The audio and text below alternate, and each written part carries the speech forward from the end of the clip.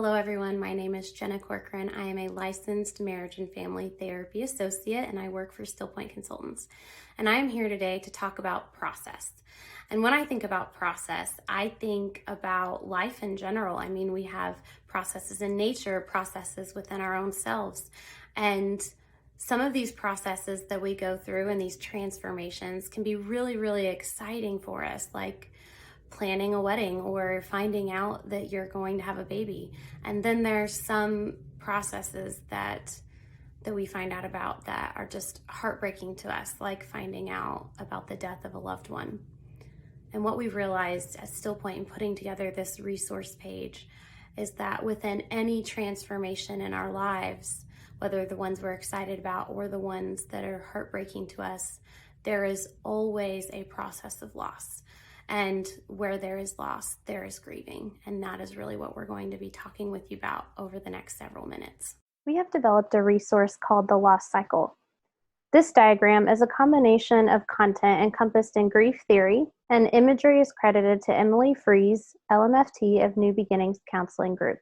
We are going to introduce each stage independently in the first half of this teardrop, which is titled Focused on the Loss. We will be putting together a second video in the near future that will focus on the second half of the teardrop, transformation. After a loss is experienced, whether anticipated or not, there could be a state of denial and shock. You may have heard others say, or even thought yourself at one time, it just hasn't sunk in yet. It doesn't seem real. This is a time of repressed feelings, thoughts, and behaviors related to the loss. Bargaining and blaming are another stage of this cycle. It can sound like, if only you had done this, then that would not have happened. Or if you do this right, then it will be able to change the outcome. We tend to blame others in this stage. Fear and anxiety. This stage is full of what ifs, worries, and fears. What if that happens to someone I love? What if I cannot keep them safe? The fears and worries are endless and can cripple your ability to continue moving through the loss cycle. I call this the equal opportunity stage. We are mad at ourselves, at others, even at our belief systems. We ask why without receiving answers. Sometimes we will bottle up the anger and then get angry at things that are completely unrelated, simply to allow the anger to come out without having to be honest with what we are really angry about. Guilt and isolation is similar to blaming, except I consider this stage more self-focused and self-blaming rather than other-focused. We feel guilty for what happened, for moving on with our life, guilty for a multitude of things. We will even isolate ourselves from others, and we will isolate from our emotions as well. Depression looks like extreme sorrow. It encompasses lack of motivation to what we once would be able to do.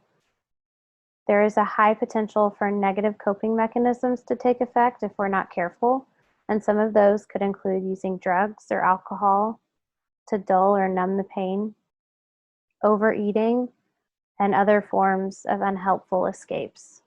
It is important to note that we do not experience these emotional stages in this exact order.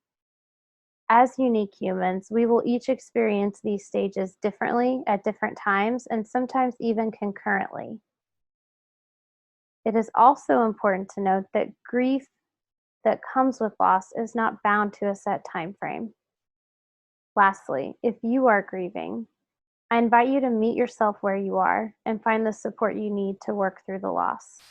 Thank you for taking the time to learn more about the loss cycle. We invite you to stay connected with us via our weekly podcast, So You Can Heal, on Apple Podcasts and Spotify, and by following us on Instagram and Facebook at Still Point Healing.